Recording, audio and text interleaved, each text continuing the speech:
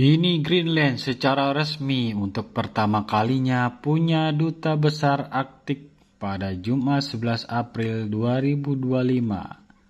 Greenland sendiri masih bagian dari daerah otonomi negara Denmark. Penunjukan duta besar Arktik oleh Greenland setidaknya bisa disimpulkan memiliki dua tujuan, yakni membangun ekonomi berkelanjutan, mewujudkan transisi energi hijau. Posisi duta besar Arktik ini bertugas untuk memajukan pembangunan ekonomi berkelanjutan masyarakat adat. Selain itu juga mewujudkan transisi energi hijau di kehidupan masyarakat kawasan Arktik. Belakangan ini, Presiden Amerika Serikat Donald Trump akan mengambil alih menguasai pulau semi-otonom Denmark Greenland. Termasuk negara-negara kuat pun juga akan kuasai kawasan Arktik seperti diantaranya China dan Rusia. Munculnya keinginan untuk kuasa Arktik tidak terlepas dari potensi sumber daya alam yang menjanjikan. Kawasan Arktik menyimpan bahan bakar fosil dan mineral di bawah tanah dan dasar laut yang bisa jadi keuntungan bagi mereka yang menguasai di tengah tantangan isu pemanasan global. Bagi Amerika Serikat sendiri, area Arktik dianggap sebagai hal penting bagi keamanan dunia, termasuk untuk sistem peringatan dini terhadap serangan nuklir. Bagi Kremlin, Arktik adalah zona kepentingan strategis Rusia.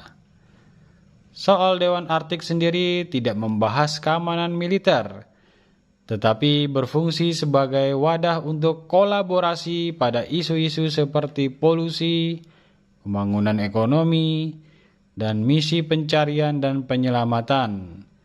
Dewan Arktik ini terdiri dari 8 negara Arktik, yakni Amerika Serikat, Kanada, Norwegia, Finlandia, Swedia, Denmark, Islandia, dan Rusia.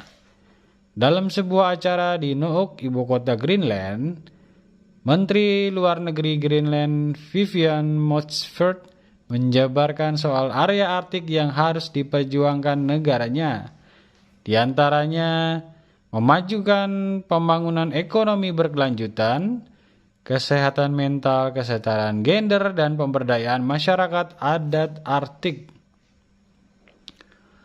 Ulrik Pramgett, seorang akademisi di Institut Studi Internasional Denmark, menyatakan posisi Greenland yang menempatkan pada jabatan Ketua Dewan Arktik jadi langkah tepat untuk membendung pengaruh Donald Trump yang belakangan ini mencoba merayu warga Greenland untuk memilih bergabung dengan negara Amerika Serikat.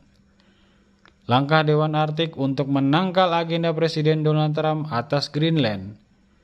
Adanya Dewan Arktik, Greenland bisa membangun negara kesejahteraan yang menghormati kesetaraan dan keberagaman masyarakat adat, sambil mengamankan transisi hijau untuk memerangi perubahan iklim. Presiden Amerika Serikat Donald Trump telah mendorong 57.000 penduduk Greenland untuk memutuskan hubungan dengan Denmark.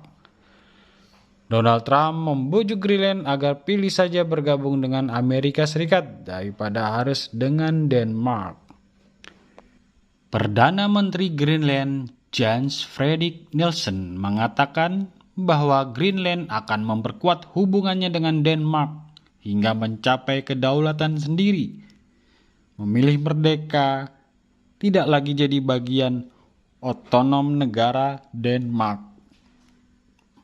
Gert Haug, kepala perwakilan diplomatik Greenland di Washington, Amerika, ditunjuk sebagai duta besar Arktik yang mewakili kerajaan Denmark. Alasan penunjukan itu untuk mengurusi bidang urusan luar negeri.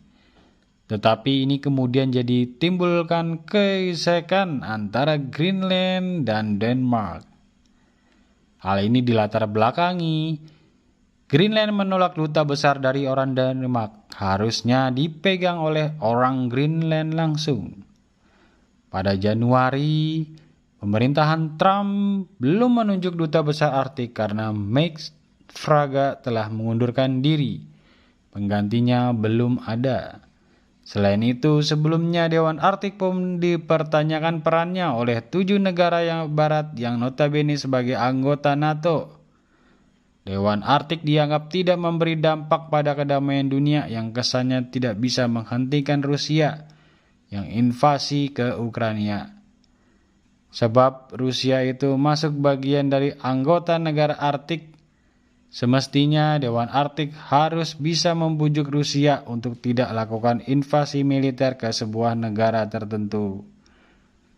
Untuk pengertiannya sendiri, Dewan Arktik adalah organisasi tinggi antar pemerintah yang mempromosikan kerjasama, koordinasi, dan interaksi antar negara Arktik.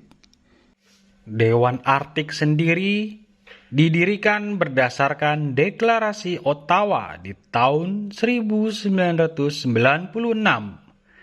dan beranggotakan 8 negara, yaitu Rusia, Kanada, Amerika Serikat, Denmark, Norwegia, Swedia, Finlandia, dan Islandia. Sampai jumpa.